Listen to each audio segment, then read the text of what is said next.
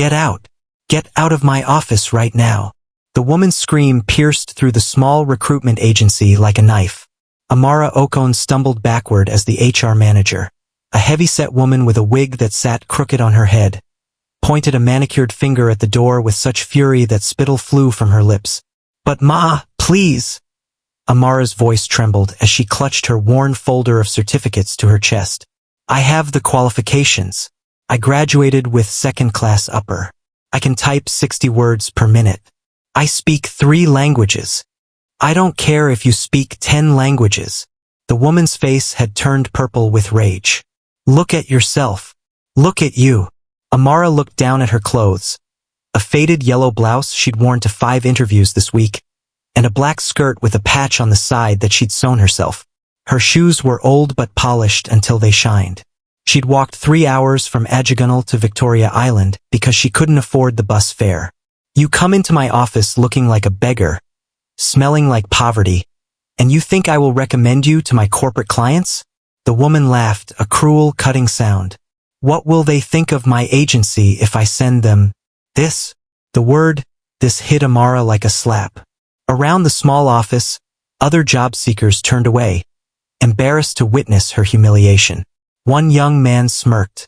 A girl whispered to her friend, "Ma, I am a hard worker. Get out." The woman picked up a stack of papers and threw them at Amara. "You want a job? Go and work as a housemaid. That's where people like you belong. Scrubbing toilets and washing plates. Now get out before I call security." Amara's eyes burned with tears, but she refused to let them fall. "Not here. Not in front of these people." She turned and walked out of the office with her head held high, even as laughter followed her into the hallway. Outside, Lagos swallowed her whole. The city roared around her. Okadas weaving through traffic, street hawkers shouting. The perpetual smell of exhaust and desperation. Amara stood on the sidewalk as the afternoon sun beat down mercilessly, and finally, the tears came. She was 24 years old, an orphan since she was 16. She'd put herself through university by selling pure water during the day and working as a night guard at a pharmacy. She'd graduated top of her class in business administration. She spoke English, Igbo, and Yoruba fluently. She could use Excel, PowerPoint, and QuickBooks. But none of it mattered, because she was poor, because she had no connections, because she wore patches on her clothes. Amara wiped her tears with the back of her hand and began the long walk home to Ajigunal. 3 hours of walking. Again. She'd barely made it to Abilend when her phone rang. A small Nokia she'd bought secondhand 3 years ago. The screen was cracked, but it still worked. "Hello, Amara, ABI? This is Maman Kem."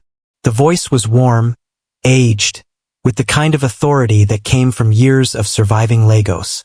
"Your neighbor gave me your number. She said you are looking for work." "Yes, Ma." Hope flickered weakly in Amara's chest. "Any kind of work. I can do anything." "Good. Because I know someone who needs a housemaid. The pay is 80,000 Nigerian nairas per month. You will live in the house. Food and accommodation provided. Very good people. Big house in Ikoyi." Amara's heart sank. A housemaid. The very thing that woman had mocked her with. But 80,000 Nigerian nairas was more than she'd ever earned in her life. More than most graduates made in their first jobs. What kind of house? Chief Lukman Adebayo. Very powerful man. Oil and gas. You will clean, cook, and help around the house. But you must be respectful. You must know your place. These rich people, they don't like familiarity. Amara thought about her one-room apartment in Ajigunal that flooded every rainy season. She thought about the landlord who'd threatened to throw her out if she didn't pay the 3 months' rent she owed. She thought about the meal she hadn't eaten yesterday because she had no money. "I'll take it," she said. "Good girl. Be at this address tomorrow morning at 7 a.m. sharp. Don't be late." And Amara. Maman Kem's voice dropped to a warning.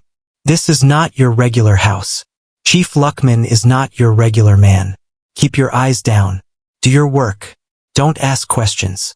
You understand?" "Yes, Ma." "Good. I will text you the address." The next morning, Amara stood outside the gates of what could only be described as a palace. The mansion rose 3 stories high, all white marble and gleaming windows. The compound was so vast she couldn't see where it ended. A fountain, an actual fountain, stood in the center of the circular driveway. Security men in black uniforms patrolled the perimeter. Amara looked down at herself. She'd worn her best outfit, a simple blue dress she'd bought from Yaba Market 2 years ago. It was clean and pressed. But standing before this monument to wealth, she felt like an ant approaching a mountain. She pressed the intercom button at the gate. Yes, a bored male voice crackled through. Good morning. My name is Amara Okon. Mom and Kem sent me. I'm here for the housemaid position. Silence. Then the gate began to swing open with a mechanical whir. Amara walked up the long driveway, her heart pounding. The fountain sprayed water in elaborate patterns. The gardens were manicured to perfection. A Rolls-Royce and 2 Range Rovers sat parked near the entrance. A woman appeared at the front door, tall, dark-skinned, wearing a crisp white uniform. Her expression was cold as she looked Amara up and down. You are the new maid? Yes, Ma. I am Mrs. Funk. I manage this household. You will answer to me. Follow me. Mrs. Funk turned and walked into the house without checking if Amara followed. The interior was even more breathtaking than the exterior. Marble floors that reflected like mirrors. A grand staircase that curved upward. Crystal chandeliers that probably cost more than Amara's entire neighborhood.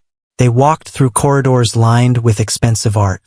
Mrs. Funk's heels clicked against the floor like a metronome. You will wake at 5 a.m., Mrs. Funk said without turning around. You will clean the common areas before the family wakes. Breakfast is served at 7:30 a.m.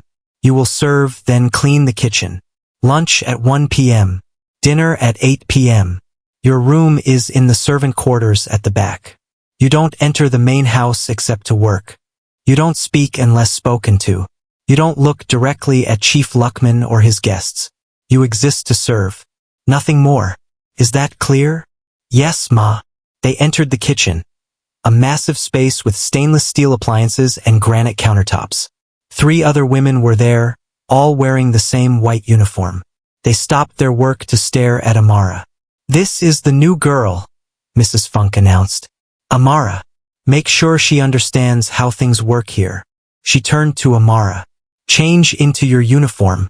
It's in your room. Be back here in 10 minutes. We have work to do. The servant quarters were a different world entirely. Small, cramped rooms behind the main house.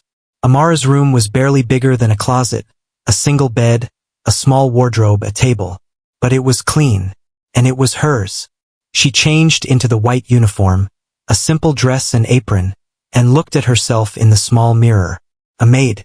She'd become what that woman at the recruitment agency had mocked her with. But she was employed. She would earn money. She would survive. When she returned to the kitchen, the 3 other maids were waiting.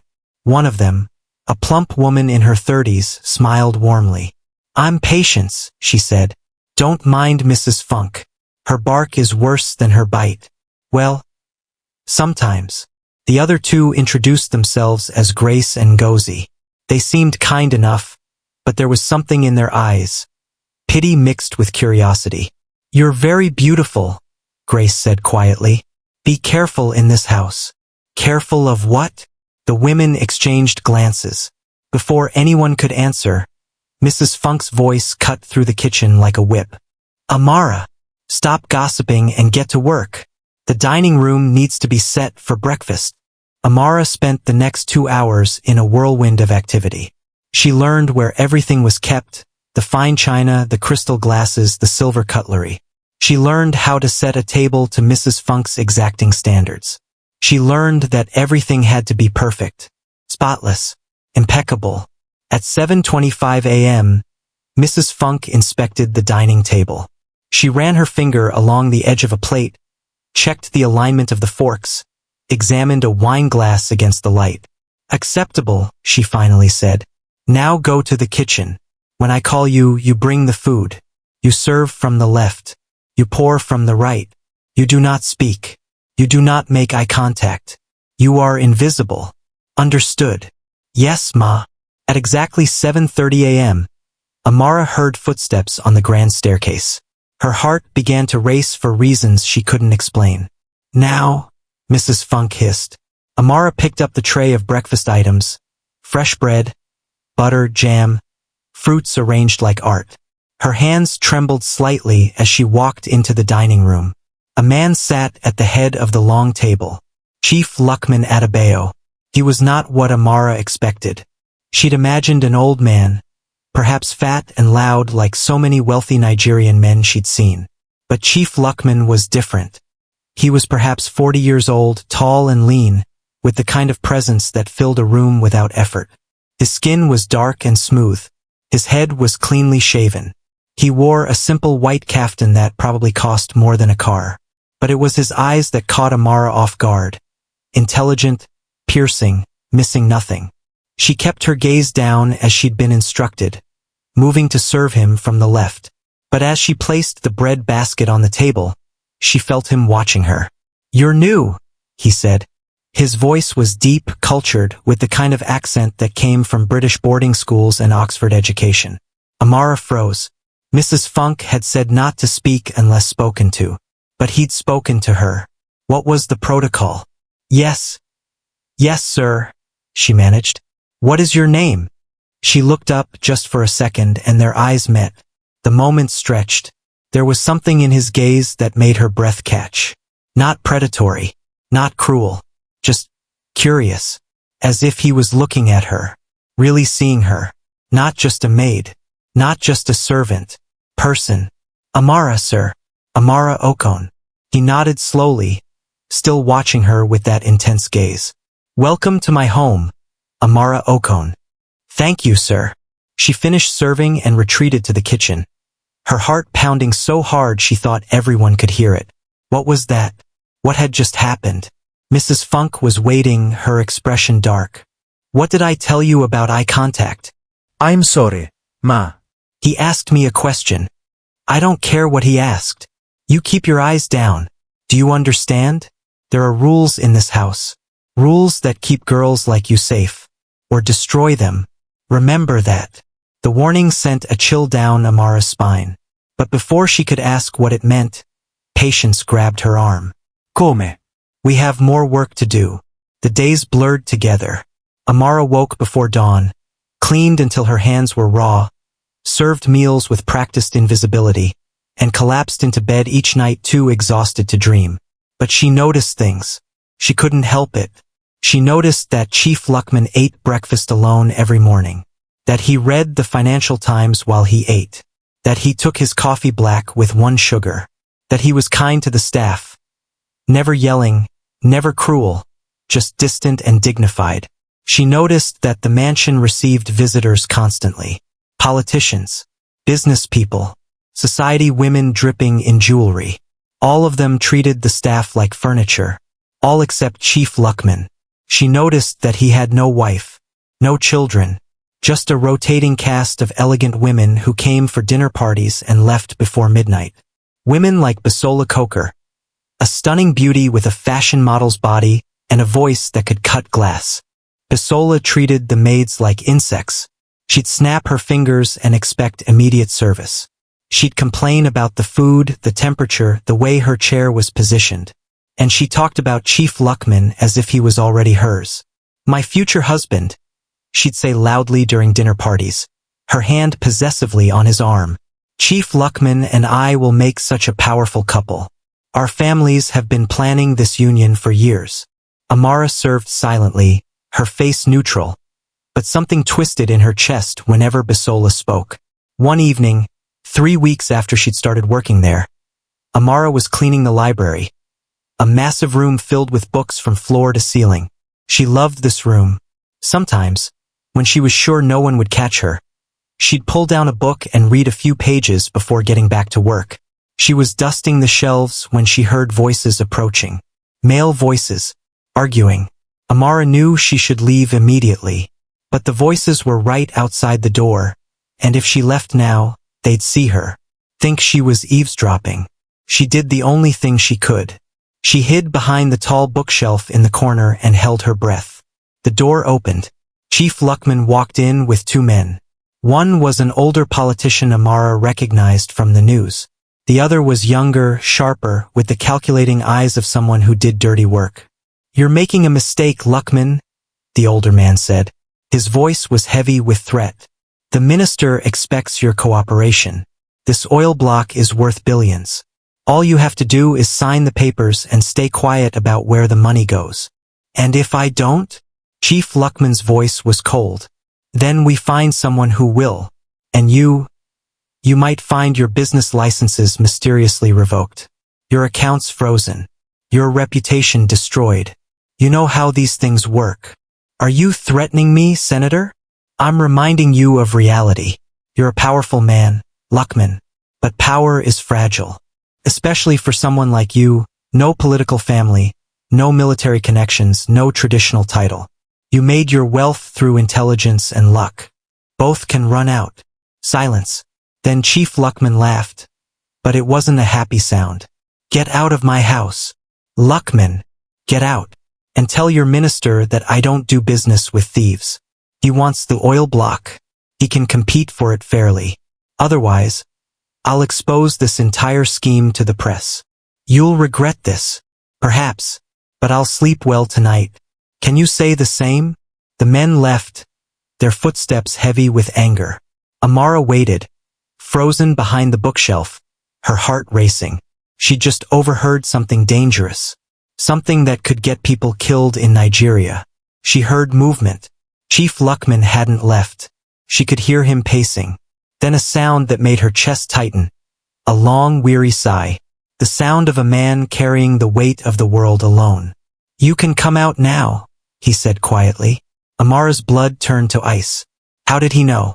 Slowly, she stepped out from behind the bookshelf, her head bowed. "I'm sorry, sir. I was cleaning and I heard voices. I didn't want to intrude. How much did you hear?" She could lie. She should lie. But when she looked up and met his eyes, she found herself telling the truth. "Everything, sir." He studied her for a long moment. She expected anger, expected to be fired, possibly worse.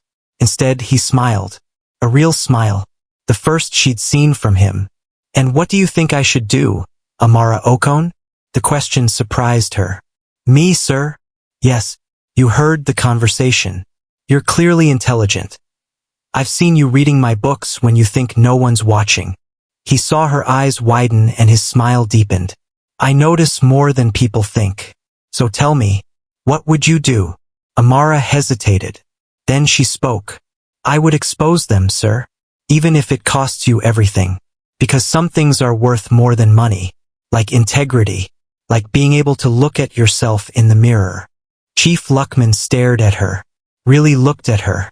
And for the second time since she'd arrived, the moment stretched between them like a taut wire, charged with something neither of them could name. "What is your name?" he asked softly. "You already know my name, sir." No. He took a step closer. "I know what you're called. But who are you? Really?" Before Amara could answer, the door burst open. Mrs. Funk stood there, her face twisted with fury. "Amara, what are you doing in here alone with Chief Lukman?" Mrs. Funk's voice cut through the library like a blade. "I asked you a question. What are you doing here alone with Chief Lukman?" Amara's mouth went dry. "I was cleaning, Ma. I heard voices and I hid because I didn't want to." "You hid?" Mrs. Funk's eyes blazed.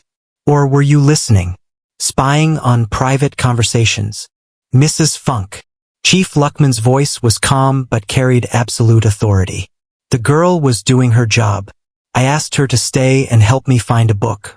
There's nothing inappropriate here." Mrs. Funk's jaw tightened, but she bowed her head. "Yes, Chief. But it's not proper for maids to be alone with you. People talk. I'm only protecting your reputation. I appreciate your concern. You may go." It wasn't a request. Mrs. Funk shot Amara a look that promised retribution later, then left. The door closed with a sharp click. Chief Lukman turned back to Amara. "She's right, you know. You should be careful. This house has eyes and ears everywhere. And not everyone here wishes you well." "Why not, sir? I'm just a maid." "Precisely. His gaze was intense. You're a beautiful, intelligent woman working in a house full of people who measure worth by wealth and connections. That makes you both invisible and threatening. Do you understand? Amara nodded slowly, though her heart was racing from him calling her beautiful. Good. Now go. And Amara? He smiled slightly. Keep reading my books, but perhaps be more discreet about it. Over the following weeks, something shifted in the house. Chief Lukman began greeting Amara when he passed her in the corridors. Nothing dramatic, just a nod, a quiet good morning. But the other staff noticed, and they whispered. Amara tried to remain invisible, but Chief Lukman made it impossible. He asked her opinion on small things, which flowers looked better in the entrance hall, whether the new chef's cooking was improving. Questions that elevated her from furniture to human being. The other maids warned her. Be careful, Patience said one evening as they cleaned the kitchen. Mrs. Funk is watching you like a hawk. And Bisola, that woman is dangerous. As if summoned by her name, Bisola arrived the next day in a Porsche, her presence announced by the click of designer heels on marble. She swept into the house like she owned it, barking orders at the staff.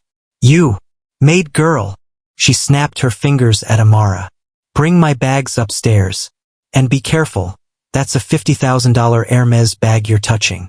Amara carried the bags to the guest suite, Bisola following and criticizing every step. Walk faster. Don't drag the bags. God. Where did Lukman find such incompetent help? That evening, Bisola hosted a dinner party. Amara served silently as Bisola held court, her hand possessively on Chief Lukman's arm. We're announcing our engagement next month, Bisola announced to the guests. Finally making it official. Amara's hands trembled as she poured wine. Chief Lukman's expression was unreadable. Later that night, Amara was cleaning the study when Chief Lukman entered. He looked exhausted. Still working? He asked. Yes, sir. Almost finished. He poured himself a drink and sat heavily in his chair. Tell me something, Amara. Do you believe people can be trapped by their own success? The question surprised her. I think people can be trapped by expectations, sir. By what others think they should do. And if those expectations lead you to marry someone you don't love? Amara's heart stuttered. Then that's not success, sir. That's a prison. He looked at her then, really looked at her. You're wise beyond your years. No, sir. I just know what it's like to have no choices. You have choices. You just have to be brave enough to make them. The moments stretched between them, charged with unspoken words. Then footsteps approached. Chief Lukman stood quickly, and Amara busied herself with cleaning. But something had changed. They both felt it. The next morning, Amara found an envelope in her room. Inside was 50,000 Nigerian nairas in cash and a note in elegant handwriting.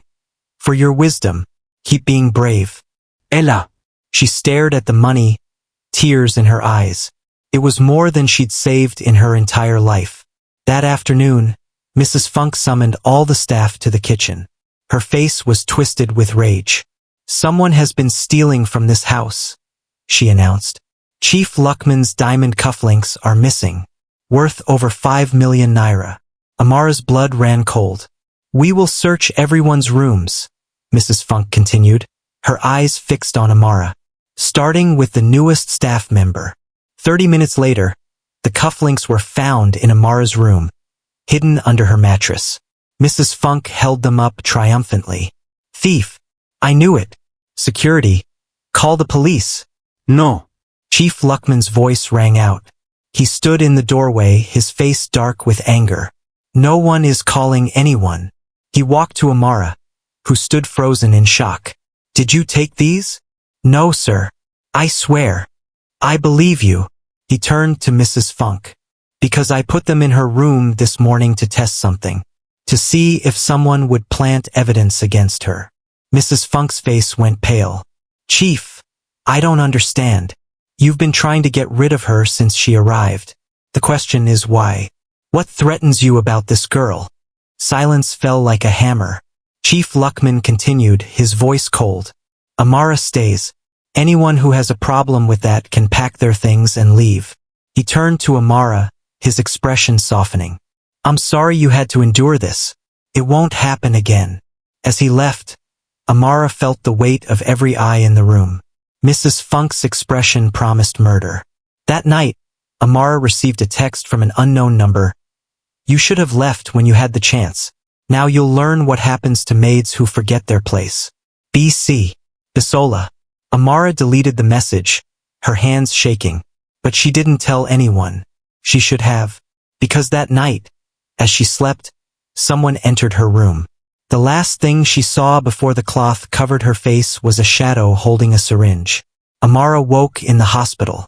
Bright lights, beeping machines, the smell of antiseptic. Chief Lukman sat beside her bed, his face drawn with worry. When he saw her eyes open, relief flooded his features. Thank God, he whispered. You've been unconscious for 6 hours. What happened? Someone drugged you. Patients found you unresponsive in your room this morning. The doctor said it was a heavy sedative. Another hour and... He couldn't finish. Amara's memory came flooding back. The shadow, the cloth, the needle. Who would do this? She whispered, though she already knew. Chief Lukman's jaw tightened. I have my suspicions, but I need proof. The door burst open. Bisola swept in, her face a mask of concern. Lukman, I came as soon as I heard. Is she all right? She's alive. No thanks to whoever tried to kill her. Kill her? Bisola's eyes widened. Surely it was just an accident. Maybe she took something. She was drugged. By someone in my house. Chief Lukman stood, his full height imposing. Someone who wanted her gone. Permanently. Bisola's expression flickered, just for a moment. But Amara saw it. Guilt. Or was it satisfaction? Well, perhaps this is a sign, Bisola said carefully. Maybe it's time for her to leave. For her own safety. These things happen when people don't know their place. Their place. Chief Lukman's voice was dangerously quiet. And what place is that, Bisola? I'm just saying. Get out. Bisola blinked. What? Get out of this room. Get out of my hospital. Get out of my life. Lukman, you can't be serious. Because of some maid. Because of a woman who was nearly murdered under my roof while you and Mrs. Funk have been making her life hell. His voice rose. Did you think I didn't notice? The rumors? The accidents? The constant harassment? I don't know what you're talking about. Then let me be clear. Chief Lukman stepped closer to Bisola. Whatever arrangement our families made, whatever expectations exist, they end now. I will not marry you. I will not pretend to love you. And I will not allow you to hurt anyone in my house ever again. Bisola's face contorted with rage. You're choosing a maid over me? A nobody? Do you know who my father is?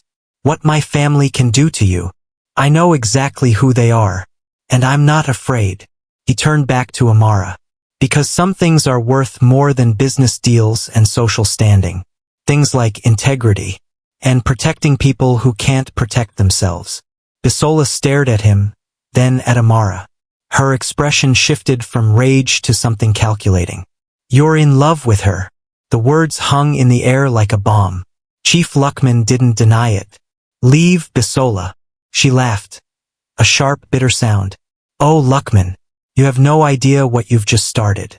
My family doesn't lose. And maids who try to steal what's mine. Her eyes fixed on Amara. They disappear.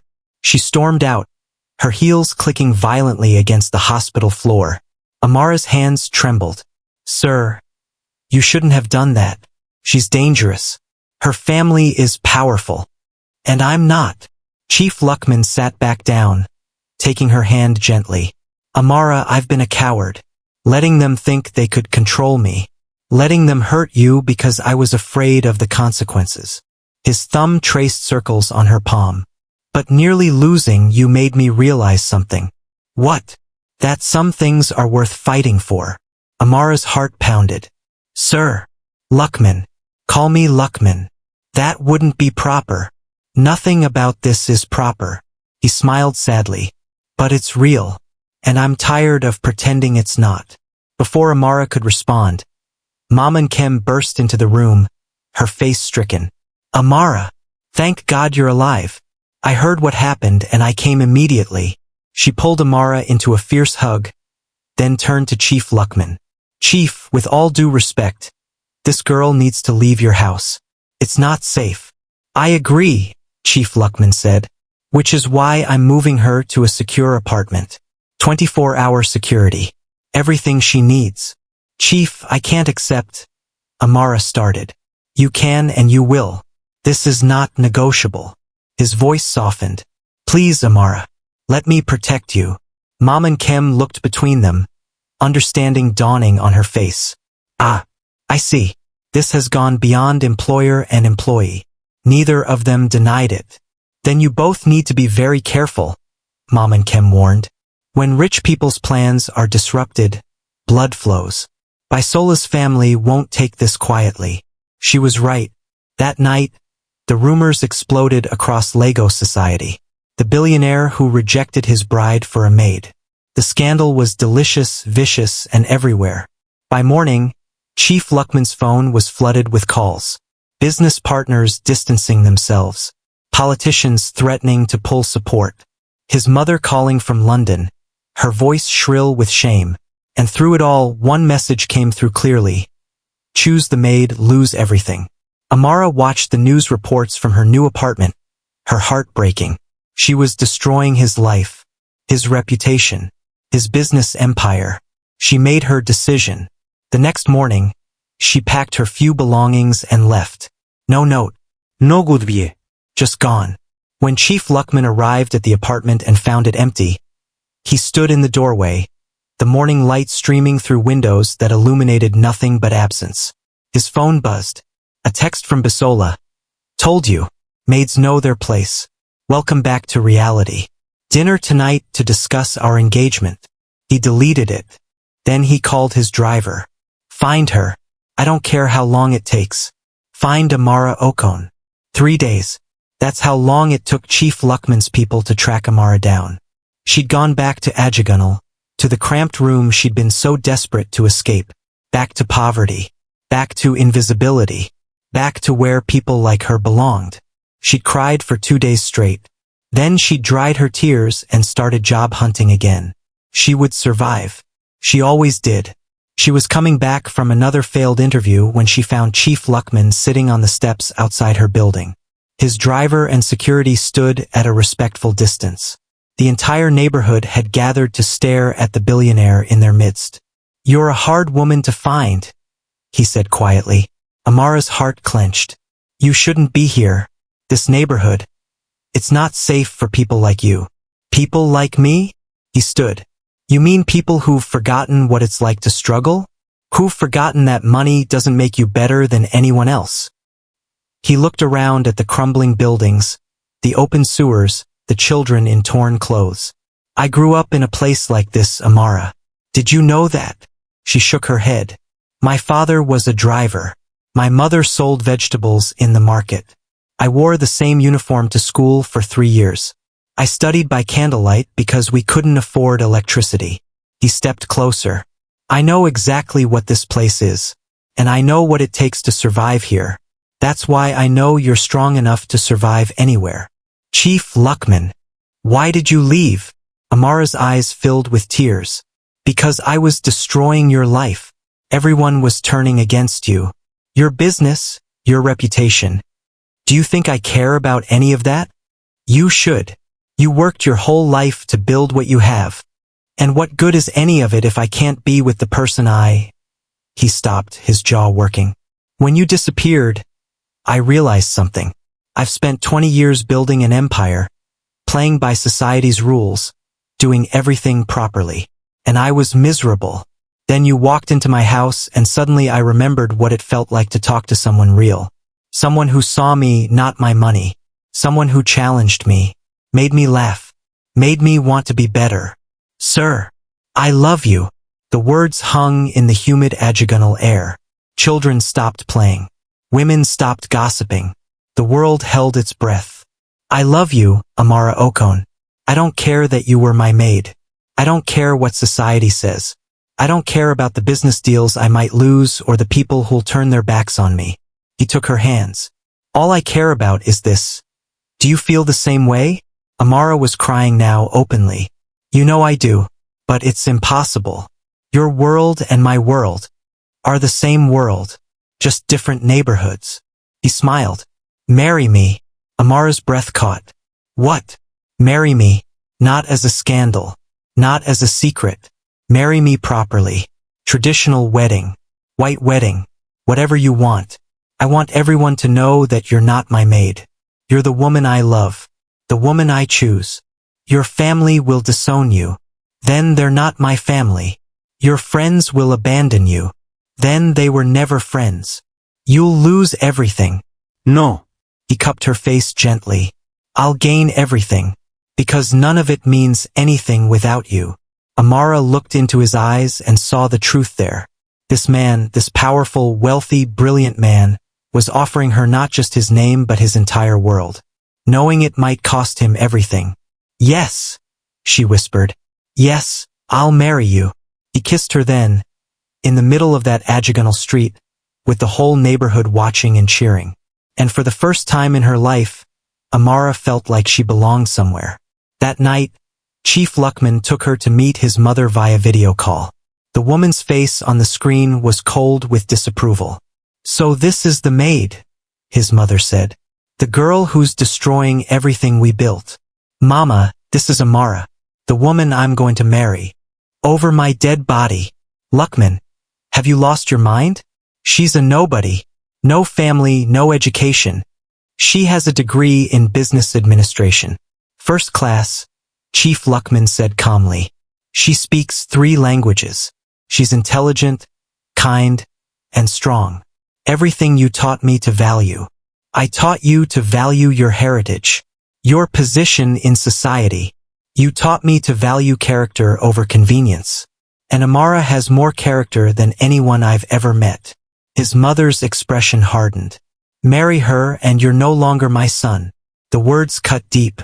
Amara saw the pain flash across Chief Lukman's face. But his voice remained steady. Then I'm sorry to lose you, Mama. But I won't lose her. He ended the call. Amara threw her arms around him as he grieved the family that chose pride over love. The next morning, the announcement hit the news. Billionaire Chief Lukman Adebayo to marry former maid Amara Okon in Wedding of the Year. The backlash was immediate and vicious. Social media exploded with mockery. Think pieces about gold diggers. And vicious attacks on Amara's character. But Chief Lukman posted one response. I'm marrying my best friend. If that bothers you, don't come to the wedding.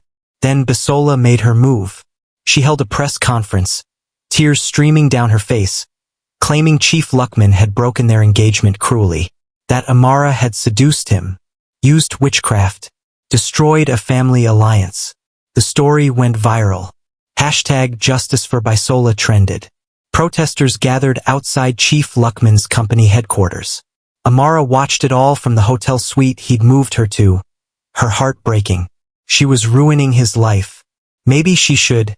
The door opened. Chief Lukman walked in with a manila envelope. What's that? She asked. Evidence. He smiled grimly. Remember the drugging? I had a private investigator look into it. Turns out Bisola paid one of the maids to do it. There are texts, bank transfers, everything. Amara's eyes widened. She tried to kill me. Yes, and now everyone's going to know exactly who Bisola Coker really is. He pulled out his phone. Should I release it? Amara thought for a moment. Then she shook her head. No. Let her destroy herself. We don't need revenge. We just need to be happy. Chief Lukman looked at her with such love it took her breath away. How did I get so lucky? You offered a desperate girl a job. That's all. No. He pulled her close. Destiny offered me you. That's everything. But that night, as they slept, neither of them heard the window sliding open. Neither of them saw Mrs. Funk enter with a knife glinting in the moonlight. The knife gleamed in the moonlight as Mrs. Funk crept toward the bed where Chief Lukman and Amara slept. Her face was twisted with rage and madness. Years of resentment had finally boiled over. She raised the blade. The light flicked on. "Drop it, Funk." Mom and Kem stood in the doorway with 2 police officers. Mrs. Funk spun around, the knife still in her hand. Chief Lukman and Amara jerked awake. "You!" Mrs. Funk spat at Mom and Kem. "You brought this whore into the house. You ruined everything." "I brought a hard-working girl who needed a job," Mom and Kem said calmly. "You're the one who chose evil." The police moved forward. Mrs. Funk lunged at Amara with a scream, but the officers tackled her. The knife clattered to the floor. "It should have been me," Mrs. Funk shrieked as they cuffed her. "I've worked for him for 15 years. I loved him first, but he never saw me. Never." Then this girl walks in and suddenly, her voice broke into sobs. Chief Lukman stared at her in shock. "Funk, I had no idea." "Of course you didn't. I was just the help. Just like her. Except she's young and pretty and I'm nothing." They dragged her away, still screaming. Amara stood trembling, realizing how close she'd come to death. Chief Lukman wrapped her in his arms. "It's over now. It's finally over." But it wasn't. The next morning, Chief Lukman received a call from his bank. His accounts had been frozen. Then his lawyer called. 3 of his major business partners were pulling out of deals, citing reputational concerns. Then his board of directors demanded an emergency meeting. The message was clear. "Marry Amara, lose your empire." He sat in his office, staring at the city skyline, the weight of the decision crushing him. Everything he'd built, 20 years of work, billions of naira, thousands of employees depending on him. Or Amara. The door opened. His business advisor entered, his face grave. "Chief, I've run the numbers. If the current partners pull out and the banks continue the freeze, we're looking at bankruptcy within 6 months. Everything you've built will collapse. And if I end the engagement, everything returns to normal. The deals come back. The accounts unfreeze. Life continues." Chief Lukman was silent for a long moment. Then he smiled. "Then let it burn. Chief, I've been controlled by other people's expectations my entire life, doing what's smart, what's proper, what preserves my wealth and status." He stood. "But I've never been happy. Not truly. Not until her." "You're really willing to lose everything?" "I'm not losing anything. I'm choosing what matters." That afternoon, Chief Lukman held his own press conference. Cameras flashed. Reporters shouted questions. He stood at the podium, calm and certain. "I've heard the criticism, the mockery, the threats. People say I'm throwing away my legacy for a maid. But here's the truth. Amara Okon is not just a maid. She's a first-class graduate who worked her way through university while orphaned. She speaks 3 languages. She reads philosophy and economics. She's intelligent, compassionate, and stronger than anyone I've ever met." He paused, his voice thick with emotion. "And she sees me, not my money, not my status, me. So yes, I'm marrying her. And if that costs me everything I own, then I never truly owned anything worth keeping." The room erupted in questions. He ignored them and walked out. Amara watched the conference from Mom and Kem's house, tears streaming down her face. Mom and Kem squeezed her hand. "That man loves you more than life itself." "I know. That's what terrifies me." That night, Chief Lukman arrived at Mom and Kem's house. He knelt before Amara in traditional Igbo fashion. "Amara Okon, I've given up on pleasing everyone else. Now I only want to please you. Will you still marry me? Even if we end up in a 1-room apartment in Ajigunal? Even if we have to start over with nothing?" Amara pulled him up, laughing through her tears. "You're an idiot. A beautiful, stubborn idiot. Is that a yes?" "That's a yes." He kissed her and Mom and Kem cheered. But miracles have a way of surprising everyone. The next morning, 3 of Nigeria's most powerful businessmen, rivals of those trying to destroy Chief Lukman, called him. They'd seen the press conference.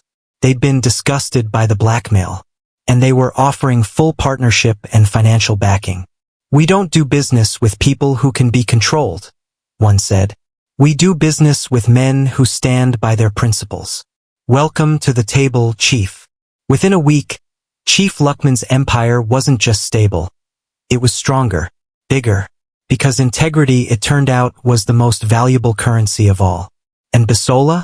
Her attempt to destroy them had backfired spectacularly when the evidence of her murder plot leaked online. Her family disowned her. Her social standing evaporated. She disappeared from Lagos society entirely. 2 months later, Chief Lukman stood in Amara's village, negotiating her bride price with elders. He paid triple what they asked and added scholarships for every girl in the village to attend university. Your daughter has taught me what true wealth is, he told them. It's not in bank accounts. It's in the richness of character. And she is the wealthiest person I've ever met.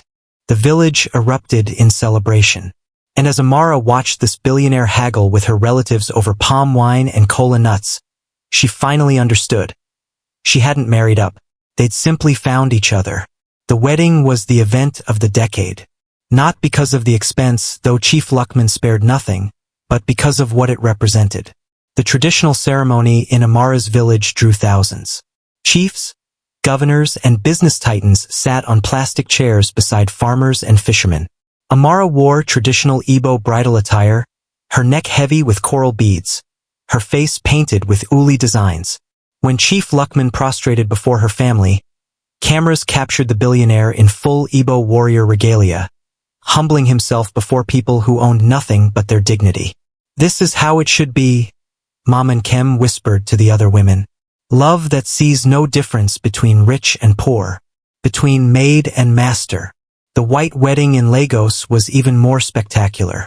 Amara walked down the aisle of the cathedral, and society collectively gasped.